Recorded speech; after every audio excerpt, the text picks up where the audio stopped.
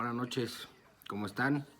Soy su amigo Alejandro Guadarrama, en esta cápsula que se llama La opinión que nadie pidió. Hoy jueves 25 de junio, cuando son las 7 de la noche prácticamente. Y bueno, pues vamos a hacer un pequeño ejercicio de conversación entre amigos como siempre, en los cuales pues tengo muchos temas que tocar o algunos temas que quiero tocar con ustedes.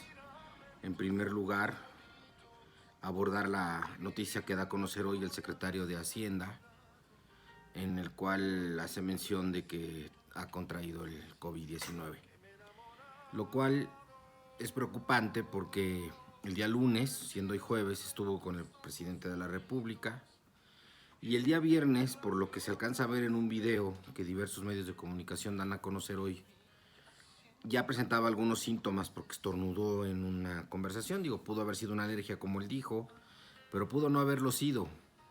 Y es muy peligroso porque el presidente de la República, lo ideal sería que no se enfermara de COVID, porque pues por su edad está en riesgo, como todos nosotros, como muchos de nosotros. Y este país nada más tiene un presidente. Es muy peligroso ese grado de irresponsabilidad que desde luego le atribuyo a las personas que la tienen y que no se cuidan, que no usan cubrebocas, que no cumplen con las disposiciones que la Organización Mundial de la Salud ha dado a conocer, pero también un poco al hecho de que este presidente Andrés Manuel López Obrador decidió erróneamente, desde mi punto de vista, desaparecer guardias presidenciales, que es una parte del Estado Mayor Presidencial, que tenía como finalidad el cuidado del ciudadano presidente y de los funcionarios que así lo requirieran por su cargo e importancia, embajadores, presidentes que visitaban el país, etcétera. Y es que erróneamente, a lo que muchos de ustedes pueden creer y a lo que el mismo presidente cree, es mucho más que un grupo de personas que te abren o te cierran la puerta y que pueden dar balazos. O sea, no son lo que vulgarmente llamamos unos guaruras. El Estado Mayor Presidencial y los guardias presidenciales son un grupo de personas que cuidaban todo lo que tenía que ver alrededor del presidente, desde su vestimenta, impidiendo que usara ropa de talla que no le fuera adecuada, o que del cuidado de su salud, incluyendo el estado del clima, por ejemplo. Si el presidente iba a hacer una gira, pues verificaban el lugar donde iban a estar, el hotel donde iba a estar, o los lugares donde iba a dormir, y que el podium estuviera seguro, las cuestiones de seguridad del presidente, incluyendo el estado del tiempo, el clima. Si iba a llover, pues verificaban que no estuviera en un lugar abierto, que la ropa no le quedara tan grande, que no saludara a personas que no tenían, que no era conveniente saludar, o por lo menos no públicamente. Y todo eso hacía guardias presidenciales. El estado físico del presidente, no hablando externamente, no nada más de su salud, que es un médico, sino de que cumpliera una rutina de ejercicios, una rutina de alimentación, una agenda muy seleccionada que verificaba también las horas de sueño, la calidad del sueño. En fin, que guardias presidenciales es una herramienta muy útil para que el presidente pudiera impedir entrevistarse con personas que estuvieran bajo la sospecha de una enfermedad. Yo les puedo asegurar a ustedes que si hoy el guardias presidenciales existiera alrededor del presidente, pues no se hubiera reunido ni con el secretario de Hacienda ni con otros secretarios, como en su momento lo fue el director del Seguro Social y otros que pudieran contagiar al presidente de COVID. Entonces, sí se han tomado decisiones muy en las rodillas. Me parece que una de ellas es esta. Tal vez sea el menos intrascendente de los temas de hoy. Tenemos un presidente pues que está en campaña, eso lo sabemos. Desde que tomó el cargo, las giras que hace, pues todas tienen como finalidad el estar en presencia de sus seguidores, de sus personas, y embarnecer la figura, embarnecer la presencia del presidente como un factor puramente electoral, puramente electoral. No se equivoquen, está en campaña, y no se equivoquen, la necesita, porque Morena sin él, pues es otro PRD, y no es la misma fuerza política ni la misma potencia.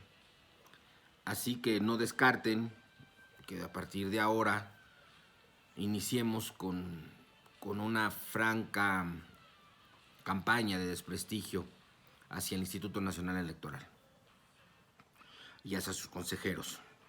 Y eso es muy peligroso y es un error. ¿Por qué? Porque en primer lugar el ciudadano presidente de la República ha tenido la estrategia de polarizar a México. Prácticamente es como el América, o lo quieres o lo odias. Y eso no es sano. Políticamente puede ser correcto porque por lo menos te garantiza la mitad de un grupo de personas que van a estar contigo, lo cual en votos pues, es muy importante. Habrá muchas personas que no están de acuerdo con las decisiones o con las cosas que hace el presidente, pero hay otra mitad que sí. Hay otro grupo de personas que sí. Entonces, al polarizarlos, aseguras una mitad, lo cual políticamente no está tan mal. Pero viniendo de un presidente y no de un partido político, que es lo que se esperaría, ¿no? Una campaña de esas de un partido político, pero de un presidente no. Polarizar así el país y empezar a desacreditar al Instituto Nacional Electoral desde ahorita, para que en el supuesto caso, que yo creo que es ahí donde lo que ellos están midiendo, los resultados del año próximo en las elecciones para la renovación de la Cámara de Diputados, algunos gobernadores, ayuntamientos, etcétera, no les sea favorable, ese discurso de campaña que mucho has aceptado y que mucho éxito le ha dado y que le ha redituado políticamente mucho el presidente, el asumirse como una víctima de un sistema que lo ataca, que no tendría razón de ser porque ahora el sistema es él, pero él se siente cómodo con esta postura, es una postura de campaña totalmente, y es buena para él desde el punto de vista de que se va a poder seguir victimizando y le va a dar a sus agremiados, a sus fieles, un victimario. Sigue asumiéndose como víctima y les va a dar un victimario. Ahora va a ser el INE. Pero es muy peligroso porque va a encontrarse con un país radicalizado. Y si tú invocas o atacas al árbitro en un partido, América Chivas, es muy probable que haya violencia en las gradas. No sé si me estoy dando a entender. Si tú atacas al árbitro, que es el INE, y tienes un país muy polarizado, en el cual una mitad quiere y otra mitad odia, pues sea cual sea el resultado, lo vas a poner en duda. Y eso puede provocar que la escala de los problemas aumente, creando una inestabilidad social que se va a representar en lo político y en lo económico. Y tomando en consideración los antecedentes políticos, sociales, de seguridad y económicos del año pasado, el 2019, y este 2020, que con la pandemia se han profundizado, lo mal que ya venían todavía se profundizan más. Si le añadimos a eso un ingrediente que promueva la discordia entre los mexicanos, que ponga en entredicho el resultado de las elecciones, puede crear una inestabilidad, perdonen ustedes, una inestabilidad social, política y económica todavía más profunda. Yo sí quisiera que el presidente se asumiera en primer lugar ya como un presidente y de veras se infunda de la investidura presidencial que dice defender y entienda que el cargo que ostenta es muy importante y requiere de una gran responsabilidad. La primera sería, tanto para él como para todos sus antecesores, haberse despojado de la idea de un partido, de su partido. Pero sabemos que eso es imposible. Pero hoy sí apelaría un poco más a su cordura, a su responsabilidad, porque ha sido el principal promotor de esta radicalización de posturas que hoy en México nos tiene divididos en dos grupos, los que están en contra de López Obrador y los que están a favor.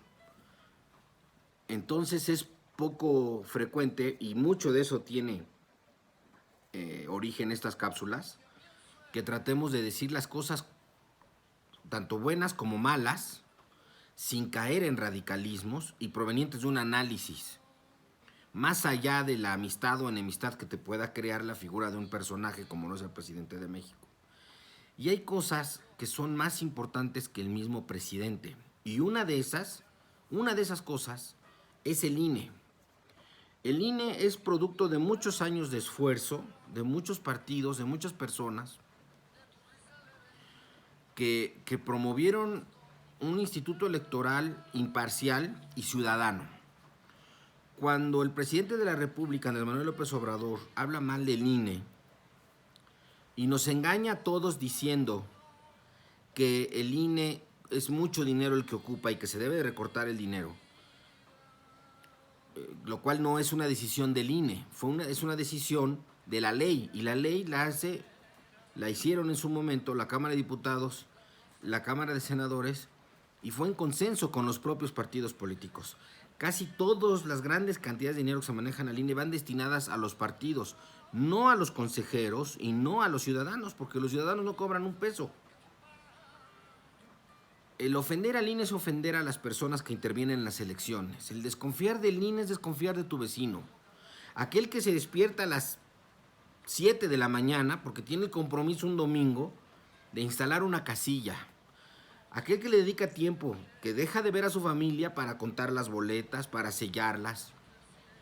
Y todas esas personas, como son los secretarios, los vocales, los representantes de partido, y todos aquellos que hacen posible esas elecciones y que lo hacen desinteresadamente y por puro amor a México. No me gusta que el presidente critique y desdeñe así al INE, porque no es a sus consejeros o a un consejero. Si tiene pruebas de que un consejero es corrupto, pues que lo procese.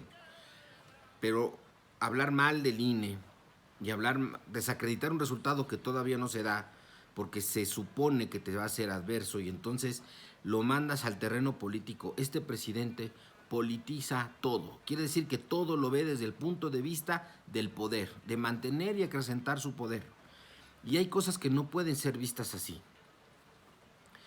En teoría, un presidente no debería de ver nada así. Tendría que ser lo suficientemente responsable para entender que no está ahí para hacer campaña por su partido y que no está ahí para favorecer a unos y a otros no, sino está ahí para hacer lo mejor que puede en la función de administración pública de un país. Entonces, desacreditar así al INE es un error. Desacreditar así a quienes hacen posibles las elecciones es una ofensa. Y hacerlo por cuestiones políticas, siendo presidente de México, me parece lamentable. Estamos otra vez en los años 70, como lo vengo diciendo desde hace mucho tiempo, y yo creo que ya le habíamos dado vuelta a la hoja. Creo que a partir del año 2000 habíamos tenido, un poquito antes, habíamos tenido ya grandes avances en cuestiones democráticas y lo habíamos hecho bien. Nadie puede decir que José Woldenberg no fue un gran presidente del Instituto en ese entonces Federal Electoral. Creo que el único que más o menos salió medio raspado fue Juan Carlos Ugalde. De ahí en fuera, el actual presidente y todos han hecho unas elecciones bastante transparentes. El argumento aquel que dice, oigan, es que el IFE no me lo pudieron quitar el triunfo en el 2018 porque era una cosa descomunal de votos.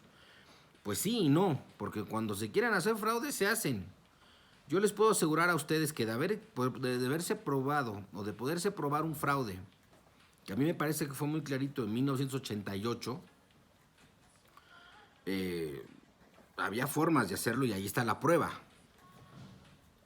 El INE no permitió en estas elecciones que algo así ocurriera, porque se trata de la gente, no es hablar bien de un director o de unos consejeros, es hablar bien de la gente que hace posible que esas elecciones se lleven a cabo de esa manera tan transparente. Bueno, eso es lo que yo quería decir hoy. Les agradezco mucho que me vean, que me escuchen, que me escriban, porque me han escrito mucho, lo cual les agradezco. Les pido que lo hagan, si les gusta o no les gustan estas cápsulas, si quieren platicar de algún tema o quieren hacer lo que quieran decir, son bienvenidos siempre y les agradezco mucho su atención. Les mando saludos afectuosos.